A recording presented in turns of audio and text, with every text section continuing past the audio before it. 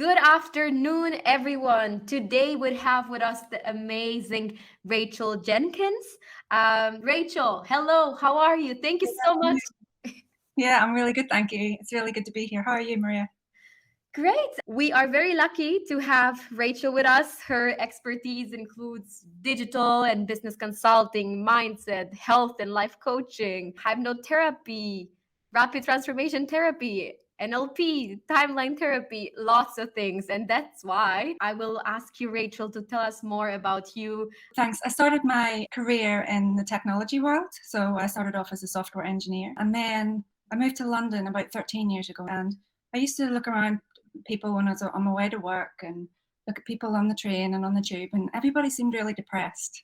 And I was like, this isn't right. There should be a way to fix this. And this is before I'd ever heard what coaching was or what it was about. And I just started exploring it. And that's when I found coaching. And that's when, I haven't looked back since, because I completely fell in love with the topic. And so my ideal back then was to work with people who worked in corporate and to help people middle management or lower end of the ladder, should we say, just to really enjoy their work and show up on a Monday morning with that kind of enthusiasm and excitement. And whether that meant helping them with their mindset so they got more out of their day in that current job, or if it meant helping them move on and find other areas where they really shined. And that's why I fell in love with coaching and what I wanted to do. And I guess that was 8 years ago that I've finally got trained in coaching. And my journey's been a bit around the house. So I then went on and did health coaching as well. And I studied rapid transformational therapy and hypnosis. And now what I offer is a blend of everything I learned back in my consulting days in technology and all my coaching work. And so what it does is it helps coaches and consultants and agencies, so kind of service-based businesses, integrate structure and processes and flow into their business and fuel it with mindset and business energetics. So it gives them that framework in order to simplify their business, organize it and understand it a bit better, as well as give it that rocket fuel to propel themselves forward. And the way I describe it sometimes is the structure, the process, the flow is the vehicle for business growth and business success. And the mindset and the business energetics is actually the fuel. And so when you combine those two things, you get faster results for your business. And it's also much easier as well. It's more fun. Got it. We shall dive deep into it just in a couple of minutes. But you said you've been in the coaching industry for 8 years already. Yeah. I am wondering, how did you see the industry transform over these years? It's quite a while to be in it, and things can change so fast. Lovely question. So I think what stayed the same is the people who get into coaching are helpers. They're helpers, they're healers. They have a vision for the world that it should be a better place and they want to be part of that. That hasn't changed, and in fact it's accelerated, and it's absolutely beautiful. I think one thing that has changed, and I think it causes a lot of confusion on two sides, which I'll come back to, but one thing that has changed is what the term a coach is. So when I started coaching, a coach was very much somebody who talked to you one-on-one, who helped you look at different ways of thinking about things, so opened up different perspectives for you. So it helped you look at things from a different angle. It raised your awareness. It really just opened your mind and expanded your possibilities, right? And that was all done through meeting the client where they were at that particular time and using questions and provoking ideas and concepts to help them grow.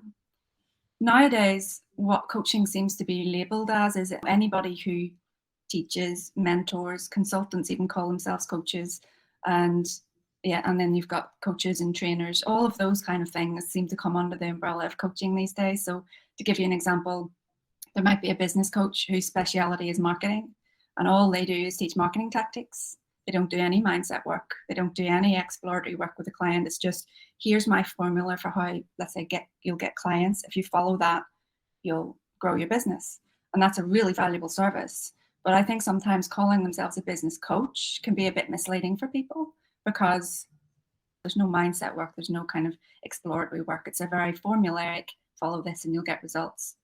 So I think the reason why that's confusing on two sides is that it's very hard for people to find the help they need if everybody's a coach. So some people want the formulaic, tell me how to market myself, but some people actually want the mindset work, right? So it's very hard for people to find the actual help they need. And then from the coach's side, it's actually very hard to feel what your place is in that industry. Let's say you include a lot of mindset work in your coaching. It's very hard to communicate that. It's very hard to articulate that when you're trying to talk to people about what you do. And, you know, if a coach was just a coach, I think it would be a lot simpler for people. But nowadays you have to really talk about every kind of angle that you cover, how you do it, your preparatory process, you know, the methods and steps that you use to get a client somewhere, rather than just understanding, oh, I just need a coach. It's a bit like a plumber. You don't really have to explain what a plumber is. You know what they do. Come to your house and it's clear from the outset. But nowadays you have to, as a coach, you have to explain, you have to be crystal clear on your message before you start communicating to people how you can help them. And that clarity comes at so many levels now, because you have to have everything completely dialed in before you can communicate what you're about. In the past, it used to be that as a coach, you would go through that process maybe with the person, you would explore the, let's say, territory with them. You wouldn't just hand them in the secret sauce or anything and let them apply, but maybe it's that work of back and forth of helping them uncover different needs, or let's say skills that they needed to improve on. So in your opinion, that goes in the definition of a coach, not just giving them, let's say, a structured program to follow, maybe for themselves to tailor, but also doing that work, one-on-one work, or even group work, but it's just that personalized, tailored approach and communication to help them solve their challenges. Absolutely. That's a good distinction to have in our definition of a coach today.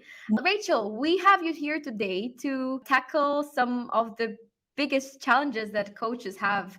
They have the skills, they have the knowledge, they are experts in a field, and they want to start on this journey of building their online coaching business. But there are lots of elements that they have to figure out. They have to learn marketing, business, operations, logistics, admin. There are so many things that an expert has to learn in order to be able to be visible, get clients, grow their business, make an income. And that is overwhelming. That is a lot. It is. How do we get some clarity? How do we prioritize? Great question. So let's imagine that you have a business idea that you're going to take some families to Mars, right? Let's say you've been to Mars and you were so amazed and awed by it that you want to take some other families, right? Let's say you went with your mum or your dad, and just the connection you had in that really totally awe-inspiring environment, you wanted other people to experience that, right? You need the rocket. You need to know where you're going. You need to know how you're getting there. And you need a launch pad. And you need your rocket fuel, of course. So those are the kind of components of the business. But then you've got the people side of the business, right? So what else do you need in this scenario? You need your flight crew and your ground crew, and you need your families that you're going to take. So this is me trying to simplify business, because business can be a very, very complex thing, right? It is a very complex thing, but it doesn't have to be, because when you break it down in the different layers that it's got, it can be very simple to understand. And I think a lot of people have that confusion because they just don't really understand how it all fits together. So let's say we've got all of those components now, and let's say we have it all drawn out on paper. Do we have a business at that point? We don't, do we? It's just drawn out on paper. So what do you need to actually do to make that into a business or make that into the mission? You need to execute on it. And where a lot of people, and coaches in particular, fall down is they go, right, I have this idea. I know all of the components I need. Now I'm just going to go and do it, right? So you've got your piece of paper and you're going to just go and do it, right? What's missing? The sandwich, the meat in the sandwich of those two pieces that a lot of coaches don't do because they're trained in the art of coaching and not in the science of business. The meat of the sandwich is the strategy and the plan. So it's how you take those components, build a strategy on how you're going to make it really happen. So to use the analogy and the example you used, where are you going to land? What route are you going to take? When are you going to take it? And your plan is just going to be more specifics around that. What date and time do I leave? Who is going to be doing what? How do I get these people involved and bought into what I'm trying to do? What is it they really desire from that journey? So Group A could want to get there as fast as possible and not care how fancy the rocket is. Group B might want a really luxury rocket and don't care how long it's going to take. You need to know your audience. You need to know who you're selling to and what they want in order to plan the mission, because you can't do both things, right? You either get there as fast as possible in a very basic rocket, or you make it a really fancy rocket that takes a bit longer. So you have to really know your audience and who you're talking to make the kind of the things that would attract people to getting on that rocket with you and going. And you need to really talk about what they're going to experience. Why Mars? What's so special about Mars? What am I going to get out of going? So you've got all of those components. You've got your strategy and your plan, which is your meat of your sandwich, and then you're going to execute. So when you think about it as of those different layers, that's really all a business is. But what coaches often experience is, because they're trained in the art of coaching, the only bit they're really trained in is that rocket and how to get that rocket to Mars, right? Coaching is the rocket because it's about how they're getting people from Earth to Mars. It's the getting people from A to B. And they know what people are going to get from Mars because they can talk about what their offer does for people. But all those bits around talking about what the people will get on the journey, what the fancy bits are, how luxury the rocket is, and also how to get people excited so they want to be part of your crew, either the flight crew or the ground crew. All of that stuff we're not taught as coaches. So it's really difficult to communicate all of that in a way that gets people bought into it. So that all comes into the strategy and the plan. So again, that meat in the sandwich. So your strategy will also be how you're going to talk to people about your rocket and your journey and your destination, how you're going to help people change.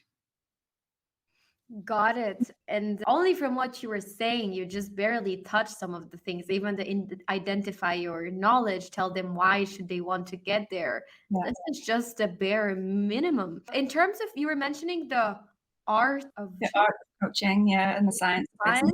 Can you again very briefly make the distinction between them, just Yeah. to clarify that? So coaching is very intangible, right? It's very unquantifiable sometimes.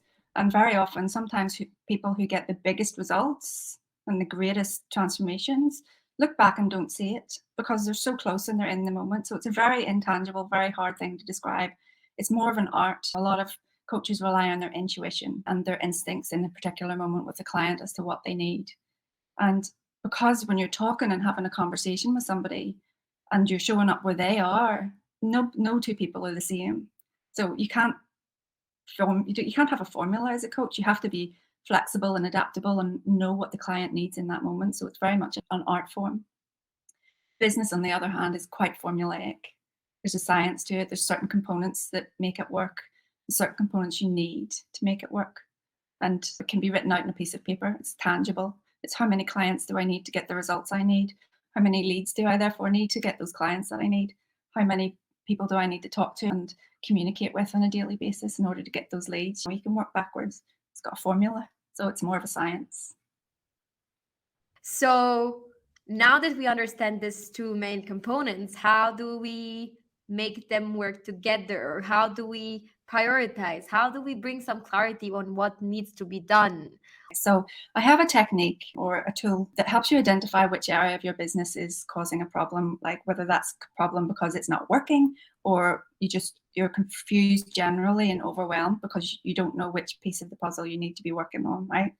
So let's imagine you have a piece of paper, or for any listeners, you can actually do this with us. You can draw it out. Just take an A4 sheet of paper, hold it landscape, and draw a red line along the middle from left to right.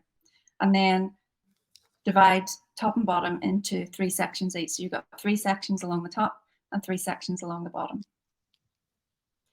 Right, so in the top left, this is going to be your elevator pitch. This is going to be how you talk about what you do, okay?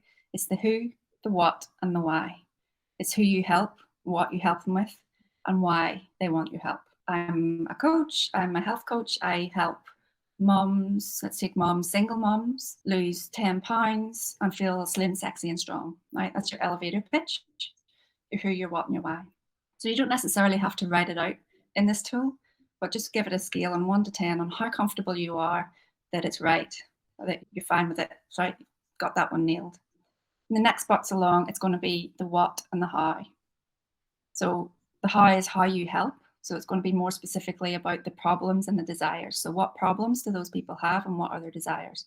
So to use the health coach example, the problems is they feel overweight, frumpy, tired, or fatigued, maybe a little depressed because they can't fit into any of their clothes. And what they want is to be able to fit into their bikini and go on holiday in summer with their family feeling fit and fabulous, right?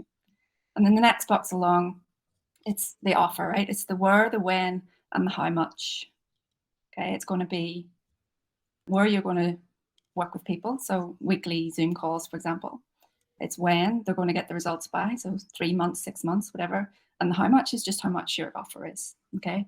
So again, each of those boxes score on a scale of 1 to 10, how comfortable you are that you've got that nailed and you know what you're about. 1 obviously being, I'm not at all comfortable. 10 being, got it. Okay. If you're less than 30, and yes, 30, on those top boxes, your problem is your messaging. Your problem is you're not clear on what you're offering to people and how you're offering it.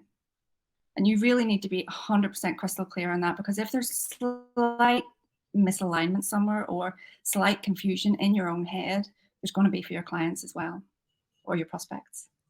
So you have to be crystal clear on that, on those top ones, right? So you need 30 out of 30. And then in the bottom, so bottom left, you're going to be talking about how you add value. So how you add value to people who aren't clients. So that's going to be what freebies you've got, what cheat sheets, what workbooks and playbooks, what stories you've got, what wisdom you share in whatever form you want, whether it's on social or email or webinars. It's just what value have you got. And again, give it a score out of 1 to 10. And then the next box along is going to be your leads. So how happy you are with the quantity and quality of those leads on a scale of 1 to 10. And then the next box is going to be you as a coach, right, with your clients. How happy you are, you've got the number of clients and that they're the right clients for you, right? Everything below that red line is all about your delivery, right? That's the mechanics of your business. So you don't have to be 30 out of 30 on this one, but each box will show you where the problem in your business lies, right? And each of those boxes is really all you need to have a business, right? This is what my simplification of business, right? That's all you really need to have a business. You need to be crystal clear on your message, and then you need to be able to move people from a prospect through all of the value you can add through to being a client. So if on that first bottom box on the left, you're a 10, but on the next box along, you're not a 10, the problem is your marketing process. So what you need help with is a marketing consultant, somebody who can help you with the process. If your problem is you're getting leads, but you're not getting clients, the problem is very likely, if you're an authentic and coach who's about connection, the problem is very likely your mindset. Because if you're crystal clear on your messaging at the top, then it's just going to be something about how you deliver on those coaching calls or those sales calls or whatever you call them, strategy calls. They're all different for people. So if you're having a problem moving from box 2 to box 3, it's going to be a mindset problem. If you're getting the clients, but you're not producing the results, so in this bottom left box, you're not producing the results, or you're not comfortable with the clients that you've got, you're not feeling it, they're not your unicorn clients, then the problem is either your training, so therefore your skill set, or again, your mindset. So a lot of coaches think they need more training, more this, more that, when they don't. It's just a mindset problem. So if you're 10 out of 10 on everything except that last box, and you're confused because these aren't your dream clients, and you're just like, you're struggling to show up for them every day because it's just such a chore and you find it really difficult, then you very likely either need more training or more mindset. And I would always start with exploring the mindset first, because training takes time, training takes money, and a good mindset client can unlock something in one session. So I would always start there first. So this was incredibly useful. It's a great exercise for all coaches out there. So useful to put all of these components together, because you suddenly have this view. So my question is, what are the most common areas coaches get confused by? So there's 2 areas I think most people struggle with. It's those top 3 boxes. So it's the whole messaging. So very often coaches are so excited once they've got that certification, and they're like, yeah, I just want to help people now. And they jump straight from that little bit of paper that has all the components drawn out to executing. And they don't think about the strategy and the plan in between times. And so they don't necessarily think about the detail of the messaging. How exactly do I help people? How exactly are they going to feel while working with me and after working with me? What's that messaging area? And then the other key area that people struggle with is the marketing. Right? The marketing is such a key area. And if you've got your messaging dialed in, then it can be a lot easier, but it's still difficult because you still need to put structure and process around that to be able to do it effectively. And you need to be consistent. And if there's a slight misalignment with your messaging, you won't be consistent. or if there's a problem with your mindset, or you don't know what you should be doing, then you won't show up and add value to your audience, and they will never know about you, because that's the truth of it, right? It's a busy and loud world, especially in the online space, and you may be the best coach in the world, but if nobody knows about you, you won't get any clients. What Yeah. do you mean when you say mindset? Because it can have different definitions for different people. So can you clarify what is it, the mindset you were talking about? I love that, Maria, because not a lot of people have that awareness. It's actually really deep. The mindset area isn't just about how we think. So I describe it as 3 different areas, right? In fact, sometimes I don't even talk about it as mindset. I call it our inner state. So there's 3 different areas with it. There's your behavior and habits, right? It takes 30 days to form a habit.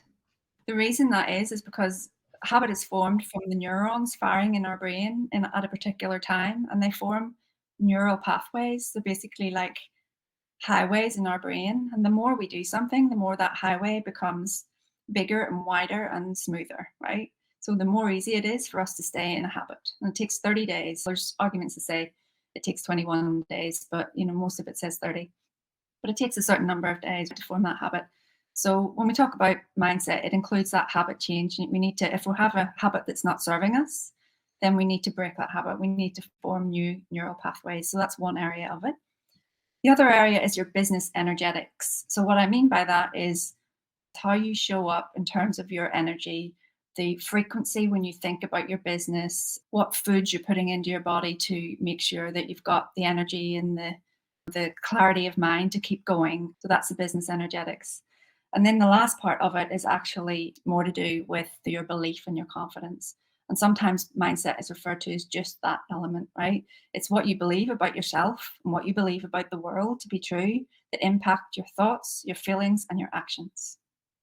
I'll give a personal example here. I used to suffer a lot from lack of self-belief, right? I used to doubt everything. And I played that record in my brain all day. It was habitual thinking.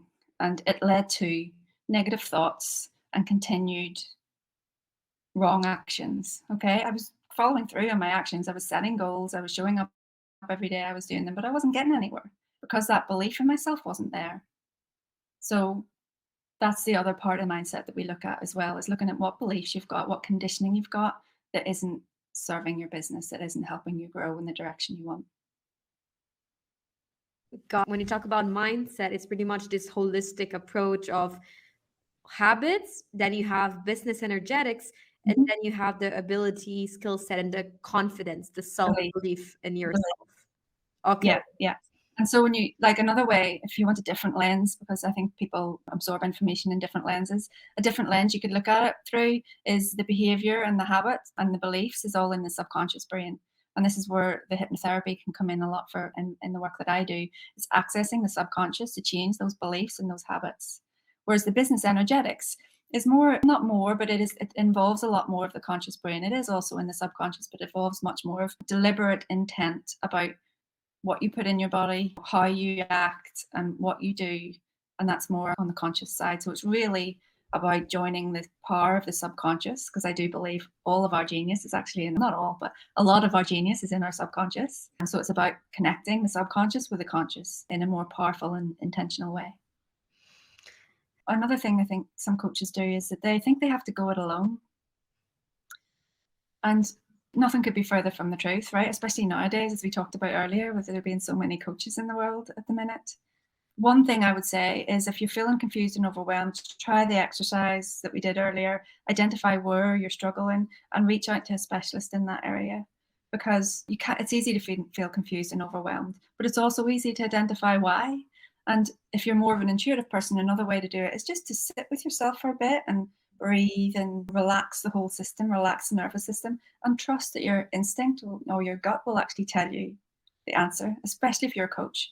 If you're a coach, you're more than likely going to be very heart-centered, very intuitive, and you probably already have the answer. If not how to solve it, at least what help you need. Especially if we ourselves are coaches, right? It means we believe in the help and the value that we can add to somebody's life. So why would we not get that help ourselves if this is something that we do for others, right? It's again another sort of way to even demonstrate that what we're doing, it's something that we ourselves are believe in, right? We don't just preach, we do what we preach in a way, right? Exactly. But it's also, Um, I totally get it. Sometimes the reason for not reaching out for help is financial reason. And as a new coach who is really keen to make a difference in the world, it's very easy to go, I need to go all in with all this. And if that means quitting my business and going all in, I'm going to do that. A lot of people do it. And, that puts a financial strain on things. So it's very hard sometimes to ask for help, especially if you don't have the financial resources. But I would also say that don't assume because you've no money that nobody will help you. that's actually one of the questions I wanted to ask you. Let's say I am just starting out, I'm in a difficult financial situation. What sort of help can I get? What should I do to be able to get that help? So the first thing I would do is do that exercise so you can identify, if you don't already know, what help exactly you need. And then depending on what your favorite channel is, just post, reach out to people, look in groups for people who are offering freebies, or just ask people for help. If there's a coach that you particularly love, you never know what they'd say. If you go, look, I'm really struggling, but I think you'd be the perfect coach for me. Can you help me? What can you do for me? It's an industry full of helpers, and you'd be amazed what people would do. If it's just like admin support, what I would recommend with that is if you can afford it, do it. Because it will open up your time and your mind in ways that you never dreamt. And it doesn't, VA support doesn't have to be expensive either. So there's lots of services out there who can help for quite a low fee. If you are a coach and you are overwhelmed by the volume of work, as many are, you cannot afford to hire support, such as a VA. In this case, anything else you suggest they do if they cannot afford a VA? So if they already know it is VA support they need, there's plenty of trials you can get, and there's some quite lengthy ones as well, where you can try their services for like 10 hours. One of the things I made the mistake of early on in my coaching career was getting a VA when I was actually still confused about my messaging, because all that did was add to my overwhelm, because I was like, oh, I've hired this person now, I must find a way to give them stuff to do. And you need to take that step when you're ready to be able to release control a little bit over to a qualified VA. First, get clear, make sure you're clear on your messaging, make sure you're clear on what steps you want them to take, and then look for somebody that does a very good trial offer. And only when you've completed that trial, look. And so I'm a big advocate of reviewing, right? So I'm reviewing and adapting. So don't just sign up after those initial trial hours. Look at the process, look at how it's helped you. If you were to sign up for that service, would it actually save you time and therefore money in the long run? Can you shed some light on why would a coach need a VA, or how can that improve their life? Yeah, that's a great question. So it really depends on what the business goals are. What I've used VAs in the past for is helping me schedule content, even like helping me source images for content, even things like proofreading content, scheduling, like reaching out to past clients and offering them invites to like webinars I'm doing.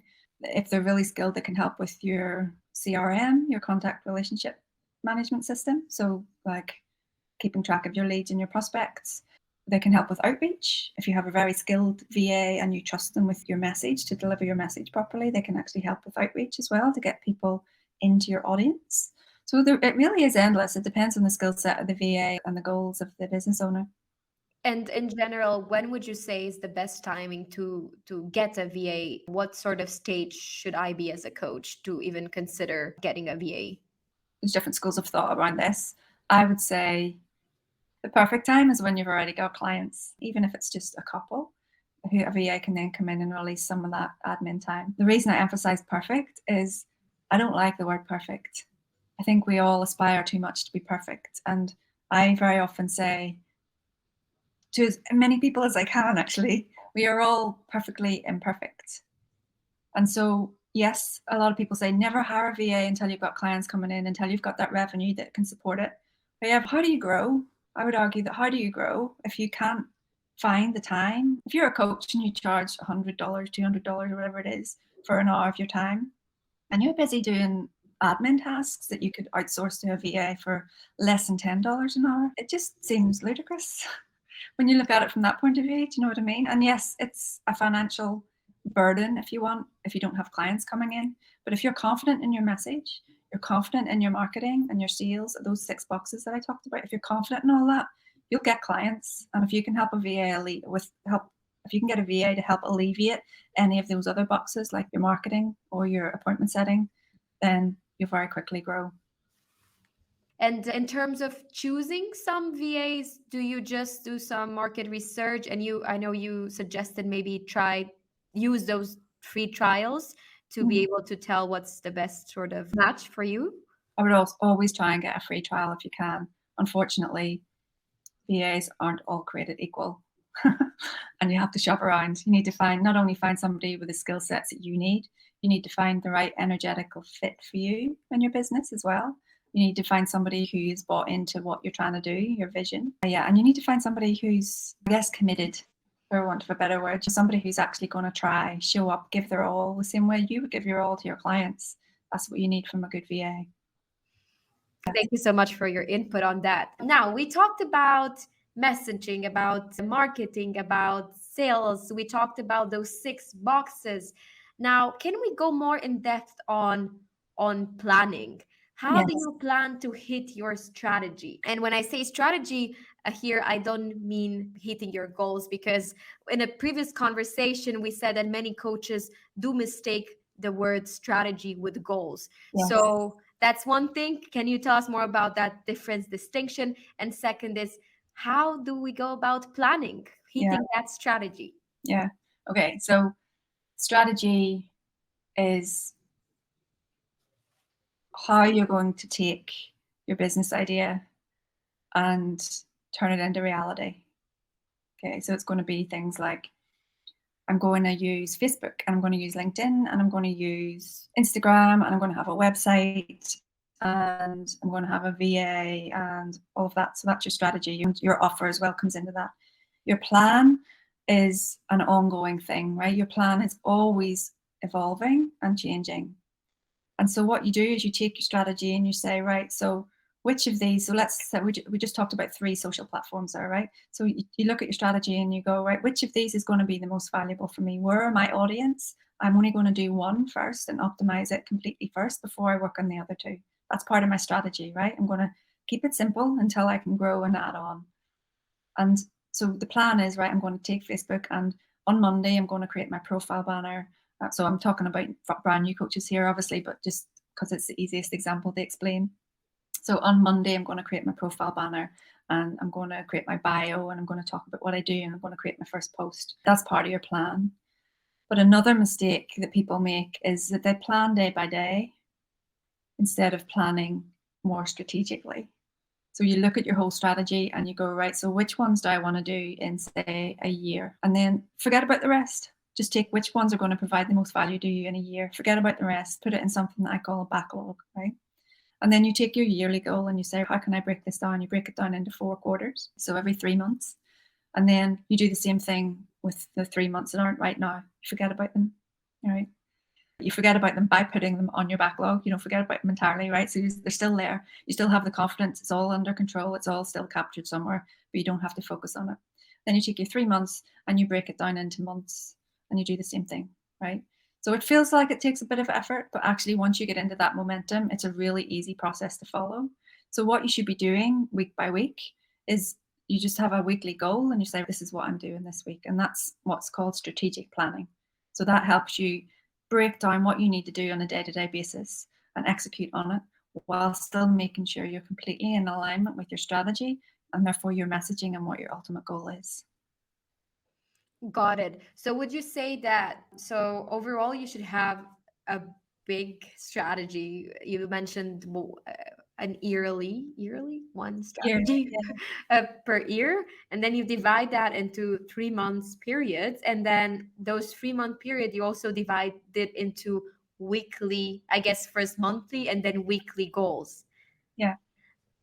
Got it. Okay.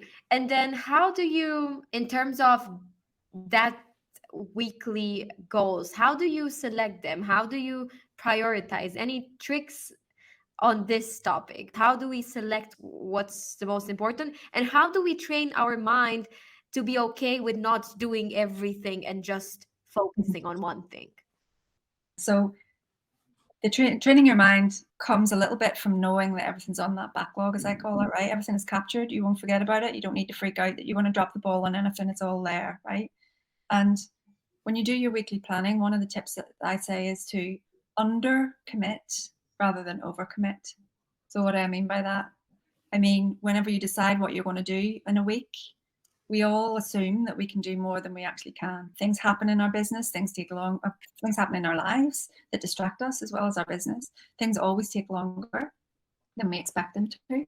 So if you undercommit, it doesn't mean that you can't go back to your backlog and go, what else can I do if you finish all of it? But what the reverse does mean is that if you week on week, you have all of this planned out that you're going to do and you don't hit it, it is really detrimental to our mindset. All sorts of doubts and worries start to creep in. So I always say pick 3 big things that you want to do in a week. Well, maybe less depending on how big they are, but 3 things that you want to do in a week. Even if you get only one of those done, you're still making progress forward. And any progress is progress. That's an interesting perspective on maybe undercommit, like don't overload yourself and then having that sort of disappointment that comes with not being able to accomplish everything. Yeah. I guess again, sorry, Maria, I was just going to say planning is actually, it is quite a skill to be able to plan effectively. That is one of the things that I cover in my offer, but it does get easier if you follow a particular structure and a proper process. It gets way easier, and it gets to the point where not only does your confidence grow as you're knocking things out of the park, but your momentum grows, and things just get faster and faster, and you create this snowball effect. One thing I would say is that if you are undercommitting in a week, i.e. you're planning less than you think you can do, and you're still not doing it, right? Then it's very likely either, again, going back to that messaging, those 3 top boxes, either there's something wrong in there or you need a little mindset adjustment. So there'll be something with why you're not actioning things, why you're not able to follow through on a plan that you set for yourself, even though it's an undercommitted, realistic plan. what is it that causes this blocks of not doing things that can make a big difference in our lives, but for some reason, not that we don't understand, but we just postpone? What is it that blocks us from doing these actions? Is it the fear of change? What is it? So it can be different for everyone. However, there are some commonalities, and the 2 common areas that why people don't show up and do things that they said they do is fear of success rather than fear of failure. So my life's going to be different if I succeed in this. What will my friends think? What will my family think? What if my relationship with my husband or wife changes? What if all of this changes? What do I do? Who am I? It's a big thing. And then the other thing, which is fairly common, is it's a lack of clarity on how to do the task. So very often we think, oh yeah, I know that, it's easy, I can do that. And actually then we realize that we don't know all of the details. But once you have all of the literal tiny micro steps it takes to do something, and that procrastination will very often go away. We are now coming to an end, Rachel, and I wanted to ask you one last question. What is your most valuable tip or insight you can give to other coaches who are struggling with their business at the moment? Do the exercise, the technique. If you don't know where the problem is, do that. The other thing I would say is that as coaches, do not forget about your own intuition.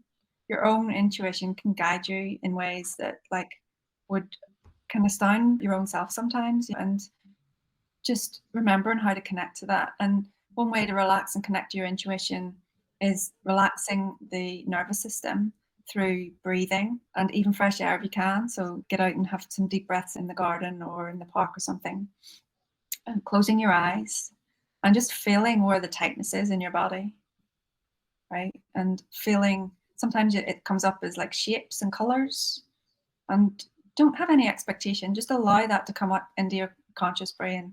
And also trust that something that pops into your head has popped into your head for a reason. It is the answer you're seeking. So don't dismiss something because you think, no, that can't be right, or did I really feel that or think that? So your intuition is immensely powerful. That is a great tip to end this awesome conversation with. In terms of where can people find you, I would recommend everyone to search for Rachel on her Penside profile, just because she will have her different social media links up there, more information about her. You can book a call directly with her, or you can just ask her any questions you have about this podcast or something different directly on her Penside profile. Rachel, anything else you would like to tell our listeners where they can find you or anything else? No, that's great that you covered everything's on my Penside profile, so that's probably the easiest place for people to start to find me. I would also like to say that I love just connecting to people as well. I'm not salesy. I know a lot of salesy people say that, but I'm not. I just love talking to people. So if you even want to chat and talk about any of this stuff, I would love to hear from you. That is awesome. Thank you so much, Rachel. It was a pleasure to have you here with us, and so many things were uncovered. Thank you very, very, very much. And Pleasure. Thank you, Maria. thank you to our listeners who took the time to be with us this whole time. We shall see you for our next Penside podcast episodes. Thank you. Goodbye. Ciao. We hope you enjoyed this episode. We'll be releasing new ones every Wednesday. Make sure to subscribe and rate us 5 stars on your favourite podcast platform to give other people the chance to discover us too.